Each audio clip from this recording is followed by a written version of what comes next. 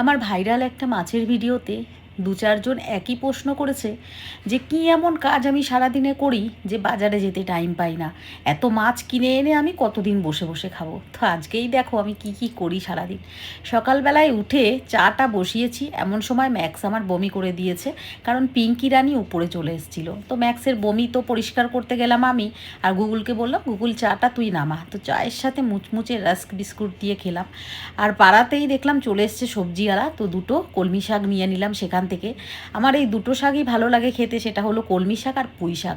তবে পুঁই শাক লকলকে সেরকম নয়, যেটা শিকড় সমেত একটা ছোট্ট সাইজের পুঁই শাক বিক্রি হয় বাজারে, সেই পুঁই শাকটা আমি প্রচণ্ড ভালোবাসতাম খেতে। ওর বাবা পুঁই শাক একদমই পছন্দ করতো না, কিন্তু আমার জন্য ওই শিকড় আলা পুঁই শাক কিন্তু নিয়ে আসতো, যেটা আমি খুব মজা করে খেতাম।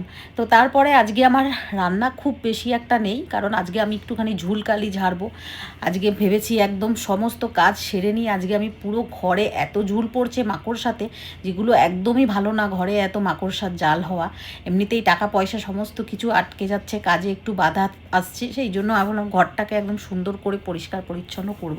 তো আজকে রান্না বলতে কাতলা মাছের 3 পিস পেটি ছিল, ভাবলাম আজকে সেটাই করব। আরে না না, সব মাছ খেয়ে ফেলিনি, এখনও অনেক মাছ আছে। যেহেতু জামাই ষষ্ঠী আছে 2-4 দিন বাদেই, তো সেই জন্য অনেকটা মাছ রেখে দেওয়া আছে, যেটা আমি বড় বড় সাইজের চিংড়ি মাছ যেগুলো তোমরা দেখেছো সমস্ত কিছু দিয়ে কিন্তু মালাইকারি হবে, তো ওইগুলো আমি এখন ইউজ করছি না। তো কাতলা মাছের পেটি ভাজা হবে, আর এই রসুন আর পেঁয়াজ ফোড়ন দিয়ে করব আমি কলমি শাক ভাজা, আর আমি করব ডাল। তো তোমরা সবাই জানতে চাও কি এমন করি, আর আমি তোমাদের কাছে একটা জিনিস জানতে চাই যে কি এমন কাজ আছে যেটা আমি করি না। মানে বলতে গেলে আমি জুতো সেলাই থেকে চণ্ডী পাঠ পর্যন্ত সমস্তটাই আমার নিজের হাতে কিন্তু আমি করি। পারলে আমি নিজের জন্য একটা কাজের লোক কিন্তু রাখতেই পারি, কিন্তু আমি রাখি না, কারণ ওই 500 টাকাটা বাঁচলেও আমার সংসারে কাজে লাগবে, কিছু না হোক আমার ম্যাক্সের একটা ওষুধ আসবে, সেটা মাথায় রেখেই কিন্তু আমাকে সমস্ত কিছু করতে হয়। সকাল থেকে যখন আমি উঠি তখন থেকে শুরু হয় আমার এই মেশিন, আর চলতে থাকে রাত শুতে যাওয়া পর্যন্ত। তার ভেতরে ম্যাক্স এখানে বমি করে ওখানে বমি করে, 2-3টে সারাদিনে বিছনার চাদর পাল্টানো, তারপরে নিচের কুকুরগুলো সারা দিন রাত থাকে, তারাও নিচে নোংরা করে রাখে, সেগুলো পরিষ্কার করা, প্লাস রাস্তার এতগুলো 10-20টা বাচ্চাকে খেতে দেওয়া, তাদের জন্য এই যে রান্না করা, সবজি কাটছি তাদের জন্য, এই গুগল চিকেন নিয়ে এলো, তো সেইটাই আজকে রান্না হবে। আর বেশি কিছু সবজি এখন দিচ্ছি না, শুধু মাটির আলু, আর মাটির আলু না সরি রাঙা আলু, আর লাউটা দিই। দেখো লাউ আমি খাই না জ্যৈষ্ঠ মাসে, কিন্তু ম্যাক্সকে যেহেতু ডক্টর বলেছে লাউ জাতীয় জিনিস, যেহেতু তরল জাতীয় রসালো জিনিসগুলো ওকে দিতে, তো ওর জন্য আমাকে দিতে হয়। জ্যৈষ্ঠ মাসে যেহেতু আমার মনা আমার জ্যৈষ্ঠ পুত্র, সেই জন্য আমি জ্যৈষ্ঠ মাসে কোনো দিনই কিন্তু লাউ খাই না। আর একটা কথা হলো, আমার এই 3তলা বাড়ি পর্যন্ত প্রত্যেক দিন আমাকে ওপর থেকে নিচ পর্যন্ত আমাকে মুছতে হয়, আর এটা একবার নয়, এটা দিনে 2বার। একবার আমি সকালে উঠেই এটা করি, আর একবার আমি স্নানের আগে করি, আর ঝাড় দেওয়া তার তো অগুন্তি।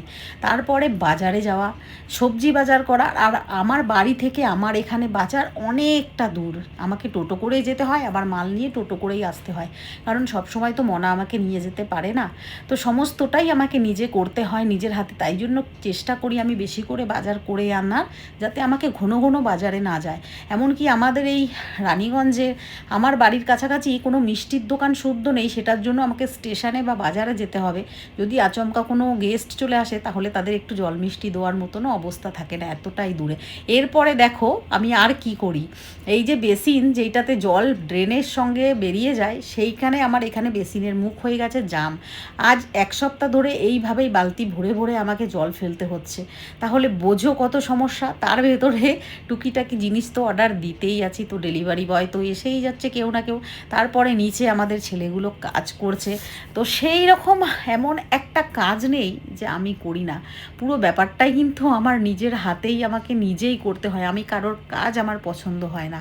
তো আজকে সকাল সকাল একটা ঝুল ঝাড়ু কিনলাম, যে এই গোটা ঘর আমি পরিষ্কার করব ঝুল ঝাড়ু দিয়ে। একদম এত ঝুল পড়ছে, আর মাকড়সার জাল নাকি একদমই ভালো না ঘরের জন্য। আর যেহেতু আমাদের বিজনেস আছে, তো একটু অনেক কিছু মেনে গুছিয়ে চলতে হয়। বলতে গেলে আগে তো সেরকম একটা কিছু মানতাম না, তবে এখন যে যা বলে সেটাই মেনে চলি। ভাবি হয়তো এতেই আমার সংসারের উন্নতি হবে, আমার সন্তানদের ভালো হবে। আর যা টিপির টিপির বৃষ্টি হয়েছে, আমার মনা বেরিয়েছিল, তো ভিজে ভিজে উনি এসছেন। বর্ষাকালে এই হয়েছে এক জ্বালা, কখনো মেঘ, কখনো রোদ, কখনো বৃষ্টি, বারবার করে ছাদে ছুটে ছুটে গিয়ে জামা কাপড় একবার করে তুলে আনছি, আবার রোদ যখন দেখছি মেলছি। এই একটা কিন্তু বাড়তি কাজ। আর তার ভেতরে তো হাওয়া এত বইছে যে ক্লিপ যতই আটকে দিচ্ছি জামা কাপড়ে তাও ছিটকে ছুটকে এর বাড়ি তার বাড়ি গিয়ে গিয়ে পড়ছে। যেমন এখন দেখো এত ঝোড়ো হাওয়া দিয়েছে, আর ঝিরিঝিরি ঝিরিঝিরি বৃষ্টি পড়ছে। মানে খুব বেশি যে বৃষ্টি না, তবে মনা যেহেতু দুর্গাপুর থেকে এসেছিল পুরো ভিজে গেছে একদম। আর আমার তো এখন অনেক কাজ বাকি আছে। ডাস্টবিনে যাব, ভাত মাখবো, বাচ্চাগুলোকে ভাত খেতে দিতে যাব, ওয়েট করে আছে আমার জন্য। যতই বৃষ্টি হোক ঝড় হোক ওরা ঠিক টাইম মেনটেন করে চলে, যে এখন টাইম তো টাইম খেতে দিতেই হবে। তো সমস্ত কিছু ছেড়ে পরে খেতে বসেছি এখন। আর মনাকে আগেই খেতে দিয়ে দিয়েছিলাম, ও স্নান করেছে, স্নান করার পরে ওর খিদে পেয়ে গেছে, তো ওকে খেতে দিয়ে দিয়েছিলাম। আর আমি আর গুগল এখন বসেছি। তো মেনুটা তো দেখেই নিলে, সিম্পল মেনু, শাক ভাজা, মাছ ভাজা আর ডাল। তো এরকম অনেক কাজ আছে যেগুলো সারা দিনে করি। তো তোমরা কি কাজ করো সেটা অবশ্যই কমেন্ট করে জানাও।